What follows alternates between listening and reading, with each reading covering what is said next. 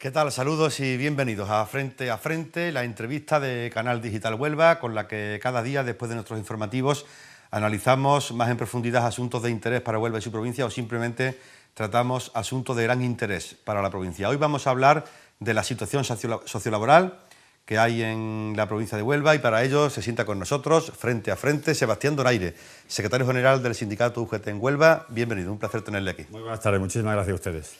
Sebastián Donaire, máximo responsable del sindicato UGT en Huelva. Hoy hemos conocido, lo han visto nuestros telespectadores en los informativos de Canal Digital Huelva, que este día 15 de octubre se convoca una concentración para luchar contra lo que son los tratados de libre comercio, TTIP y CETA. Sindicato UGT es una de las organizaciones que está en esta plataforma que hay en Huelva contra estos tratados. Exactamente, ¿qué pretendéis con esta concentración del día 15? Bueno, pues efectivamente se van a hacer concentraciones prácticamente en toda Europa y, como tú bien has dicho, es el día 15 a las 12 de la mañana en la plaza del Ayuntamiento, Plaza de la Constitución.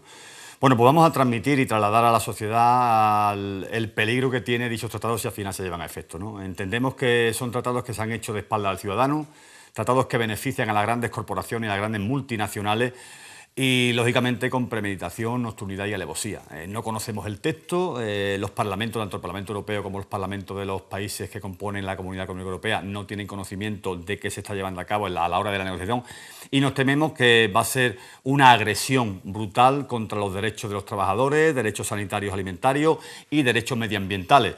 Entonces, con lo cual, tenemos que demostrar lo que la sociedad onubense, española y europea, que estamos totalmente en desacuerdo de este tratado, porque al final, como he dicho antes, va a degradar las condiciones, servicios públicos, relaciones laborales, degradación del mercado laboral, con lo cual es un tema que es bastante inquietante, sobre todo para la plataforma y los que componemos la plataforma, y esperemos que los gobiernos sean capaces de entender una vez que el ciudadano tiene que participar, y los agentes sociales y los gobiernos, en cualquier tratado o acuerdo que pueda afectar al conjunto de la Comunidad Económica Europea. Pero exactamente, ¿qué teméis que establezca estos tratados para que sea tan negativo para el conjunto de la sociedad? Hombre, nos tememos el tejido industrial español, el 95% son pymes, pequeñas y medianas empresas, que no van a tener capacidad de competir con las grandes multinacionales.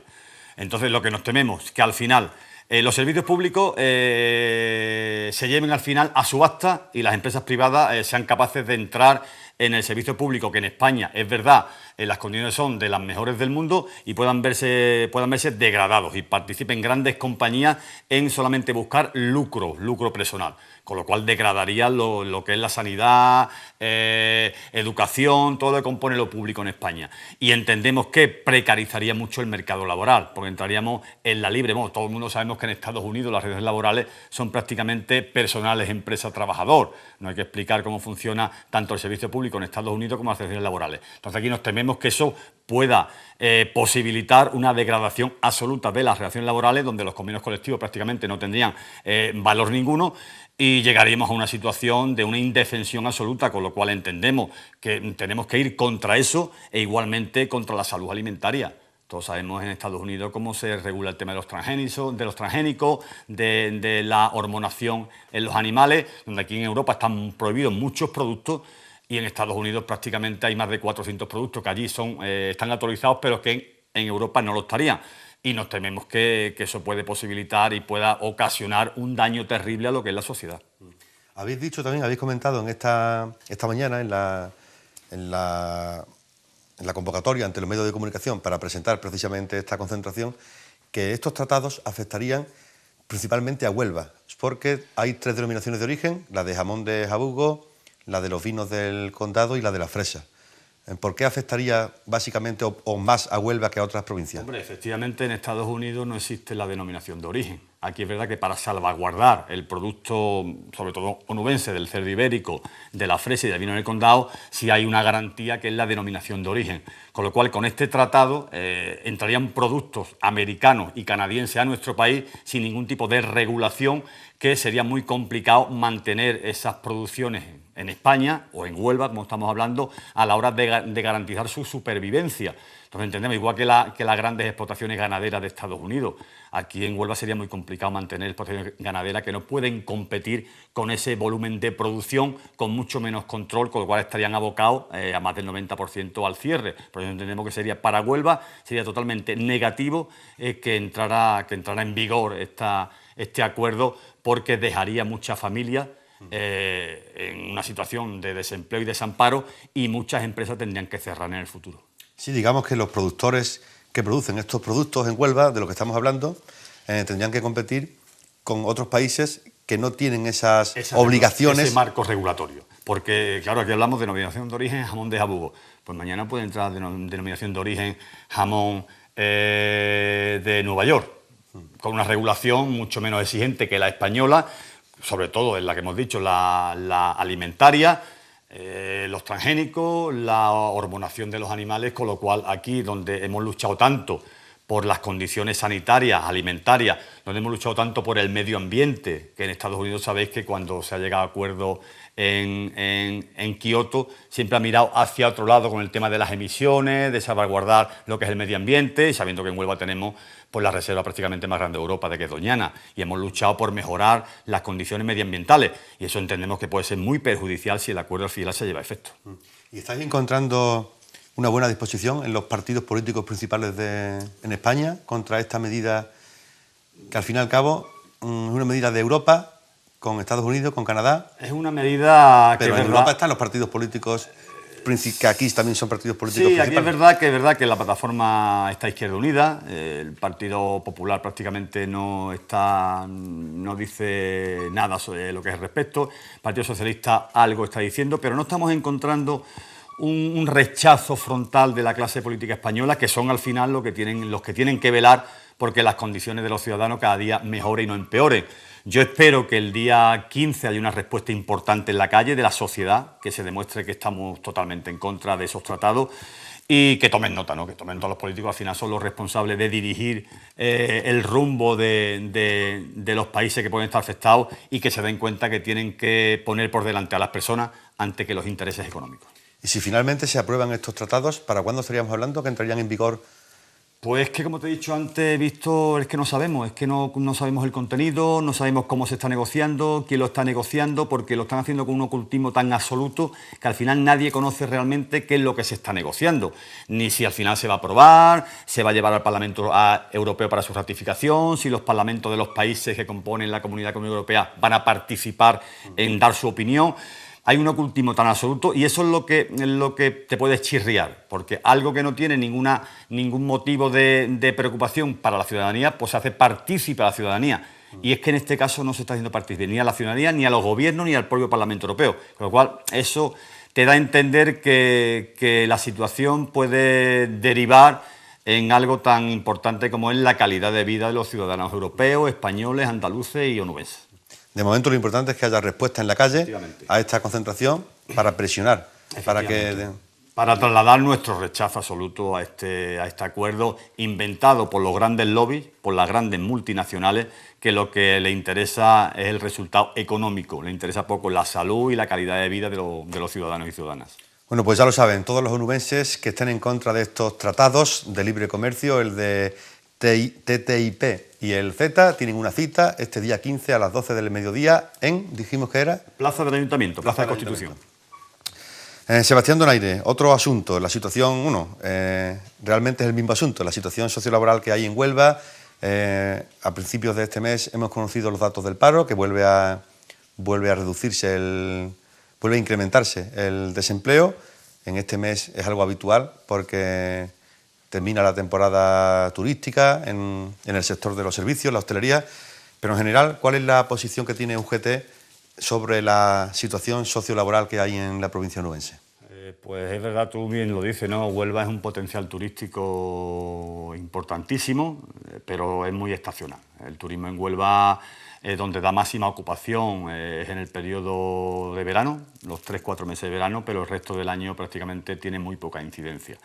Lo han demostrado los datos del paro, ¿no? En Huelva ahora mismo hay 54.000 personas que no tienen empleo, aumenta el paro en 952 trabajadores, disminuye bestialmente en el sector servicios, con más de 2.600 trabajadores, y demuestra más que termina la campaña estival y el paro se dispara. Y es verdad, Huelva tiene un mal endémico que no se atreve a salir del vagón de cola del desempleo. Entendemos que el turismo es importantísimo, tenemos que potenciar el turismo, pero un turismo de calidad y un turismo que no sea estacional, porque es verdad, el empleo en el sector turístico es un empleo muy degradado, ¿no?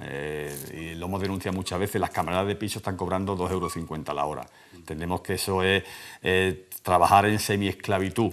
Y cuando los empresarios se vanaglorian que este año han ganado un 7% más que el año pasado, eso no se ha trasladado a incremento y mejoras salariales y de condiciones laborales. Con lo cual entendemos que apostar por el sector turístico, un sector turístico diversificado y que se mantenga en el tiempo. Y, lógicamente, potenciar sectores importantes como es la industria agroalimentaria, la minería y, sobre todo, reponer todo el empleo público perdido en estos 4 años de gobierno del Partido Popular. Entonces, bueno, yo creo que los políticos tienen que ponerse las pilas. Nosotros desde el sindicato trasladamos lo que entendemos que hay que hacer para mejorar las condiciones laborales y sobre todo el empleo, pero es verdad, ahora mismo la situación es compleja y lo digo muchas veces, los salarios en muchos casos no se respetan los convenios colectivos, planteamos permanentemente denuncias de inspección de trabajo y los datos nos avalan, ¿no? El salario medio de la mujer onubense es el más bajo de España, el salario medio del hombre onubense es el segundo más bajo de España. El 20% de los hogares en Huelva padecen pobreza energética, el 40% de los desempleados no reciben ninguna prestación. Entendemos que esto hay que cambiarlo y son los políticos de este país y de la provincia los que tienen que velar porque Huelva resurja de la situación que tiene de desempleo y potenciar actividades muy importantes. Y es verdad que la minería parece ser que está resurgiendo, es un sector que da empleo estable, de calidad, y yo creo que ahí tienen que ir las líneas básicas para que Huelva al final sea una provincia que no ocupe más tiempo lo que es el vagón de cola del desempleo y de la desigualdad.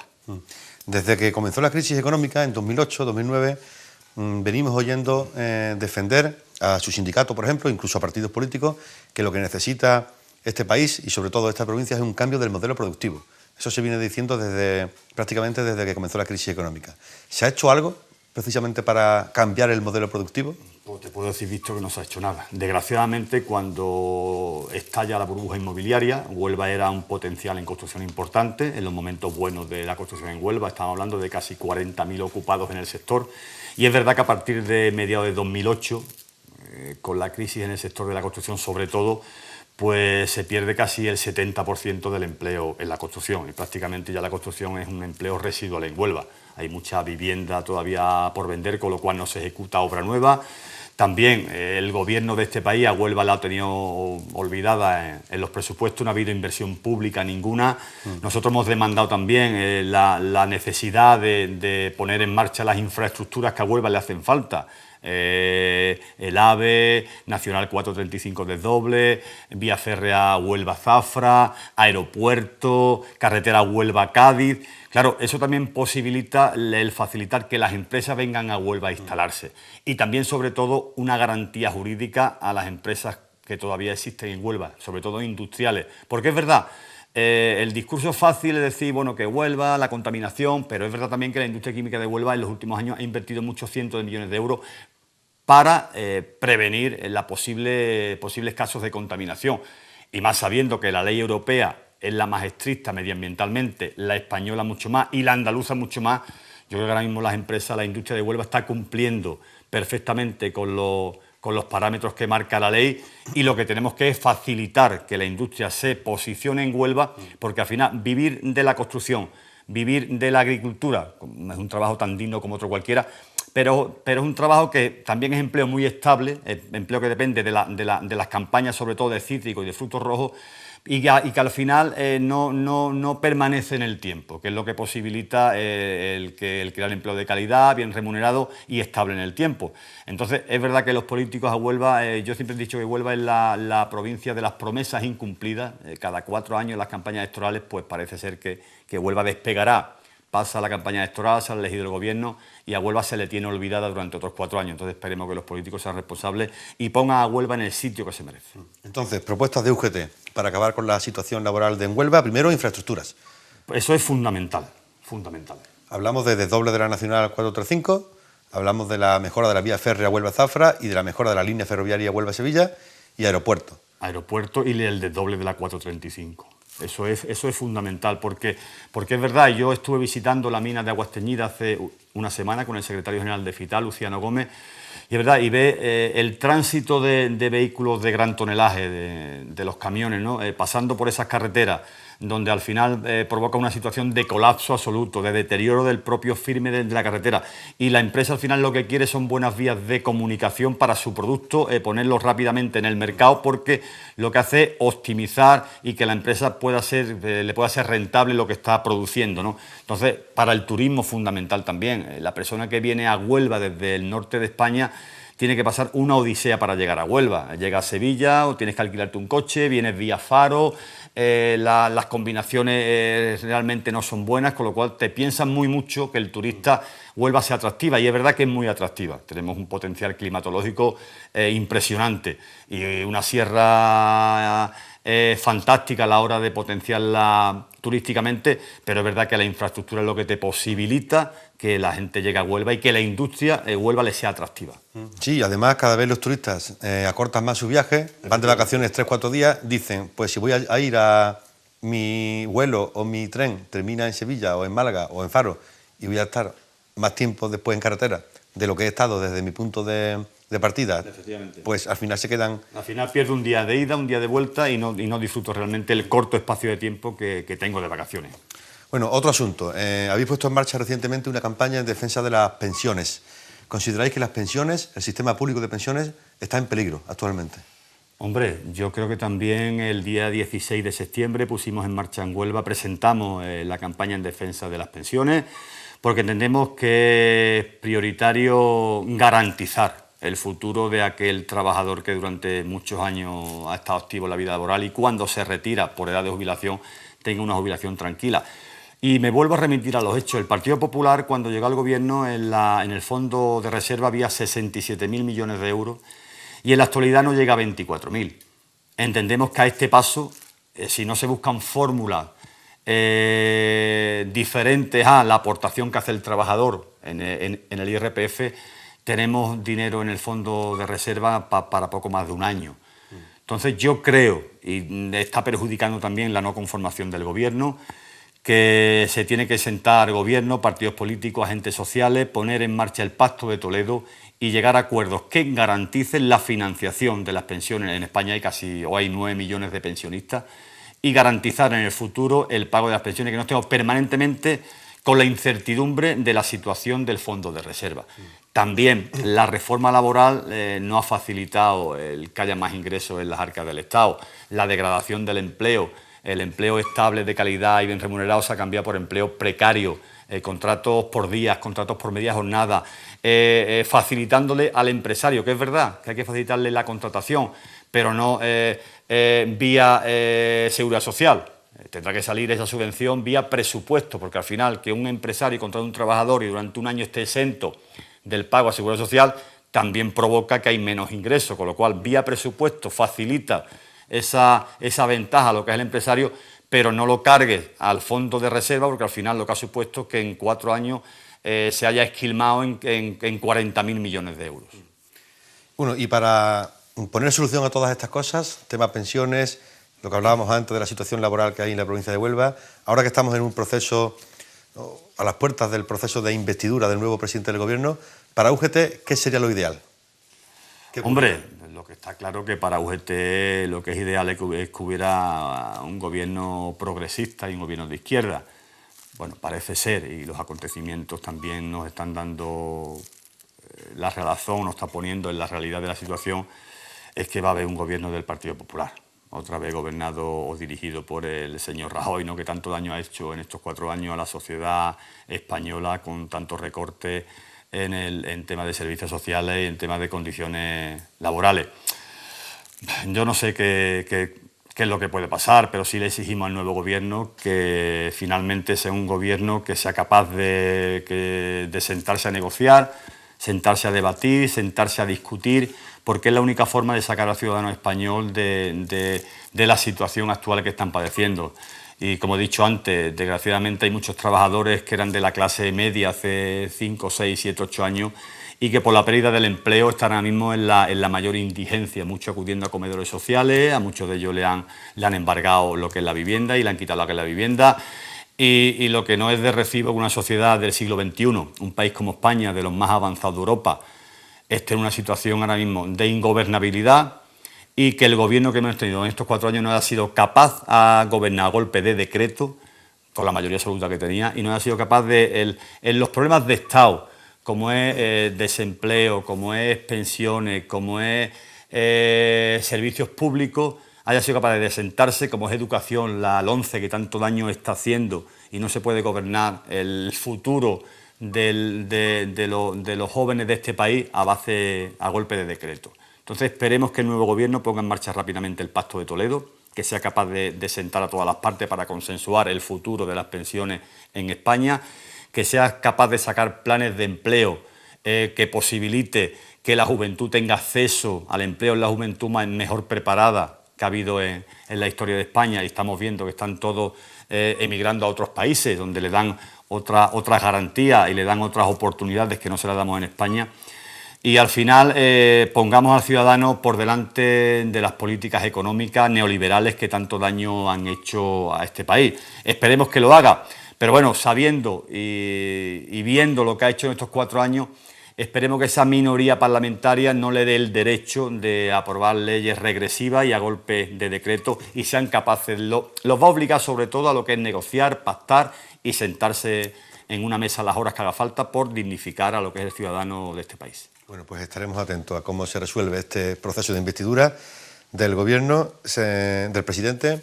Sebastián Donaire, nos queda muy poco tiempo, pero antes de terminar sí quisiera preguntarle por que haga un poquito de balance de su etapa al frente del sindicato UGT. Fue elegido secretario general hace menos de 6 meses, en mayo. ¿En qué ha cambiado el sindicato en este tiempo? Hombre, el sindicato en tan poco tiempo es difícil cambiarlo, pero es verdad que el 42 Congreso aprobó una nueva estructura del sindicato, ¿no? Como sabéis, antes éramos 6 federaciones y ahora, pues, después de la constitución y fusiones de federaciones, nos vamos a quedar en 3 estructuras sectoriales: servicios públicos, servicios privados e industria. Eso, lo que hacemos con eso es optimizar los recursos, estar mucho más cercano a lo que es el trabajador y darle respuesta que es lo que necesita el trabajador. El sindicato se tiene que ir modernizando, adaptando a los tiempos, pero sin perder la base que es la defensa a ultranza de los derechos de los trabajadores y trabajadoras de este país, del ciudadano en general. Y eso lo vamos a seguir haciendo y estando en la calle con la gente, con los colectivos más necesitados, que son al final los que nos van a exigir que estemos cuando tienen problemas. Y yo creo que el sindicato UGT ahora mismo, que tiene casi el 50% de la representatividad en las empresas de Huelva, seguimos teniendo el respaldo del trabajador y del ciudadano, porque cree que somos un sindicato con más de 127 años de historia, que hemos estado en momentos muy difíciles, que hemos dado la cara por los trabajadores y que lógicamente la vamos a seguir dando. Pues dicho queda. Sebastián Donaire, nos quedamos sin tiempo. Ha sido un placer tenerle aquí en Frente a Frente. Muchas gracias a ustedes. Buenas tardes. Gracias a Sebastián Donaire. Ha sido nuestro invitado de hoy en Frente a Frente. Mañana regresamos con otro invitado para hablarles de otros asuntos de interés para Huelva y su provincia.